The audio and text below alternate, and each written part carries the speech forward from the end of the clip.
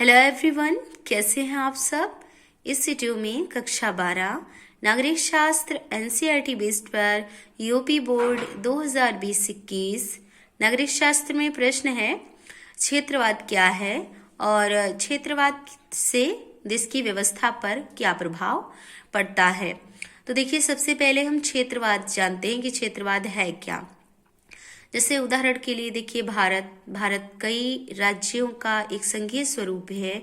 भारत में इस समय वर्तमान समय में 28 राज्य हैं। तो इस तरह से देखिए, अलग अलग राज्य में, अलग अलग क्षेत्र में अपनी एक प्रमुख भाषा होती है, संस्कृति होती है। और सभी क्षेत्र के लोग जब अपनी संस्कृति, रीति रिवाज, परंपरा, भाषा या आर्थिक और सामाजिक जो व्यवस्था होती है उसको बनाए रखने के लिए या उसके अस्तित्व को बनाए रखने के लिए जब प्रयास करते हैं, या उनके हृदय में, दिल में वो भावना जो होती है, अपने क्षेत्र से प्रेम की जो भावना होती है, उसी को क्षेत्रवाद कहा जाता है। जैसे देखिए, देश से जब प्रेम की भावना होती है, और जब प्रेम की भावना जो है वो दिल से होती है, हृदय से होती है, जबरन या जबरदस्ती नहीं हो सकती है। उसी तरह से जब देश से प्रेम की भावना होती है तो उसको राष्ट्रवाद कहा जाता है। जाति से जब प्रेम की भावना होती है तो वो जातवाद होता है।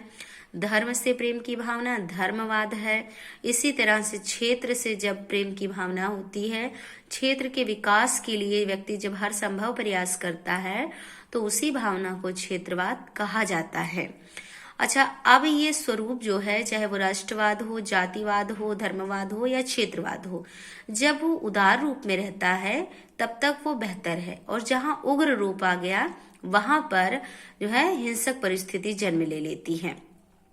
अब जैसे देखिए, क्षेत्रवाद की जो भावना है, इससे काफी एक क्षेत्र की संस्कृति या जो परंपरा है उसको बनाए रखने के लिए क्षेत्रवाद बहुत जरूरी है, क्योंकि भारतीय संविधान के अनुसार भी जो है क्षेत्रवाद को महत्वपूर्ण स्थान दिया गया है। क्योंकि इससे क्या है कि जो भारत में विभिन्न क्षेत्र हैं, उनकी जो भाषा है, संस्कृति है, उसको बनाए रखने और सुरक्षित रखने के लिए क्षेत्रवाद जरूरी है।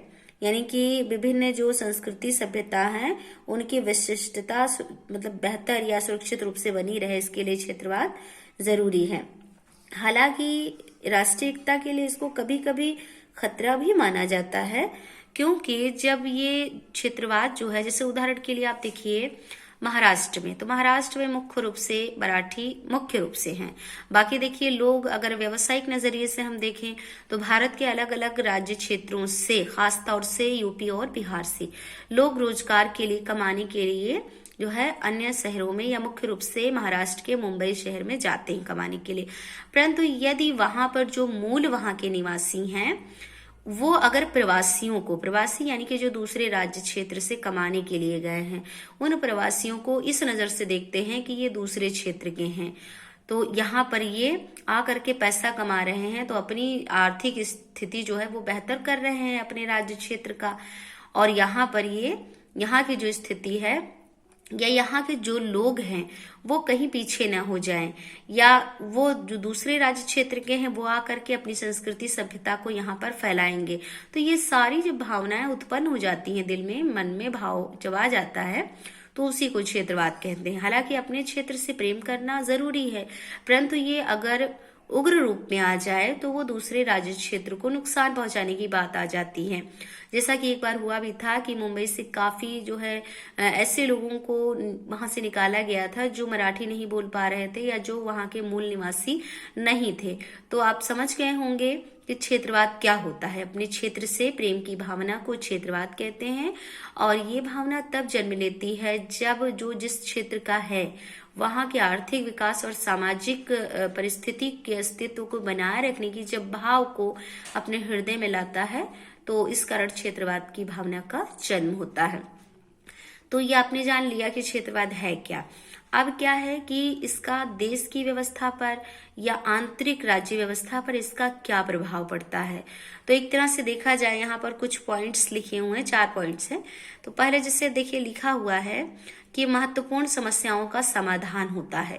तो जाहिर सी बात है, जब किसी राज्य में यदि कोई समस्या उत्पन्न हो रही हो, जैसे उदाहरण के लिए अगर हम देख लें तो मिजोरम में था कि मिजोरम में मुख्य रूप से जब लालडेंगा ने ये इस बात को रखा कि वहाँ की जो मिजोरम की संस्कृति सभ्यता है उसको नष्ट होने से बचाने के लिए अलग उन्होंने देश की बात कह दी थी कि अलग उनको देश ही चाहिए, बंटवारा चाहिए। परंतु ऐसा नहीं हुआ था। राजीव गांधी जी और लालडेंगा से समझौता हो गया था और मिजोरम को एक राज्य का दर्जा दे दिया गया था।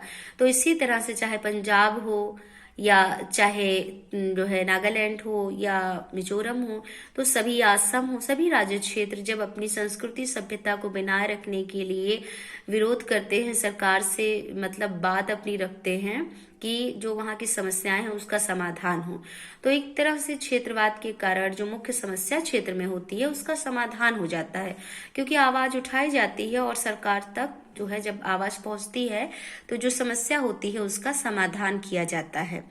तो अच्छा, इन्हीं समस्याओं के समाधान के लिए जब आंदोलन होता है तो उस आंदोलन में कभी कभी हिंसक परिस्थिति जन्म ले लेती है।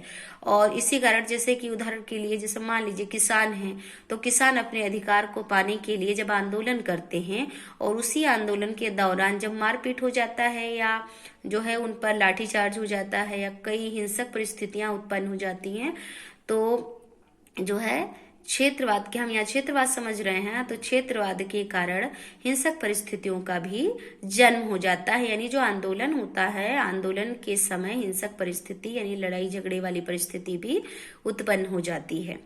ये तो अब प्रभाव हो गया। तीसरा प्रभाव है राजनीतिक दलों पर प्रभाव। राजनीति के समय राजनीति में चुनाव के समय क्या है, जो पार्टियां होती हैं वो क्षेत्रीयता की ये जो परिस्थिति होती है इसका बहुत बड़ा फायदा उठाती हैं। जैसे कि देखिए मुख्य रूप से अगर हम देखें तो जो राजनीतिक दल होते हैं, पार्टी होते हैं, वो ऐसे उम्मीदवारों का चुनाव करते हैं जो उसी क्षेत्र से जुड़े हुए हों या विशेष क्षेत्र से हों, और इसी तरह से क्षेत्रीय भावनाओं को भड़काकर वोट प्राप्त करने की कोशिश भी की जाती है। तो ये हो गया राजनीतिक दल पर प्रभाव क्षेत्रवाद का किस प्रकार से पड़ता है। मंत्रिमंडल में अहम भूमिका होती है क्षेत्रवाद की। जैसे देखिए मंत्रिमंडल का जब निर्माण होता है तो निर्माण करते समय क्षेत्रवाद की जो प्रवृत्ति होती है इसको मतलब देखा जाए तो स्पष्ट रूप से देखने को ये मिलता है, क्योंकि मंत्रिमंडल में अक्सर सभी क्षेत्रों के प्रतिनिधियों को मिला लिया जाता है या शामिल किया जाता है या लिया जाता है उनको, ताकि वो अपने अपने क्षेत्र की समस्याओं से भली भांति अवगत रहते हैं, मतलब उनको जानकारी होती है और वो अपने क्षेत्र से मुख्य रूप से जुड़े होने के कारण वहां की समस्याओं का समाधान या वहां की जो समस्याएं होती हैं उसको भली प्रकार से अच्छी तरह से जानते हैं, उनकी जानकारी रखते हैं। तो इसमें देखिए आपने जाना कि क्षेत्रवाद है क्या और देश की व्यवस्था पर इसका क्या प्रभाव पड़ता है। तो यहाँ पर आपने दोनों बिंदुओं को, दोनों पहलुओं को समझा है कि क्षेत्रवाद से फायदा भी है और नुकसान भी है। फायदा तब है जब किसी क्षेत्र की समस्या को उठा करके सरकार तक पहुंचाया जाए और उस समस्या का समाधान हो जाए, यानी कि जो प्रॉब्लम है उसका सोल्यूशन निकाल लिया जाए, तब तो वो लाभ के रूप में हो गया। लेकिन अगर क्षेत्रवाद उग्र रूप में आ जाए तो वो परिस्थिति देश की एकता के लिए घातक है, खतरा है। तो ऐसी अवस्था में वो हानि हो गया, यानी कि नुकसान हो गया। तो जो है क्षेत्रवाद को आपने जाना कि क्षेत्रवाद क्या है और देश की व्यवस्था पर इसका क्या प्रभाव पड़ता है, ये भी आज आपने इसमें जान लिया है। तो इस वीडियो में आपके लिए बस इतना ही। Thank you.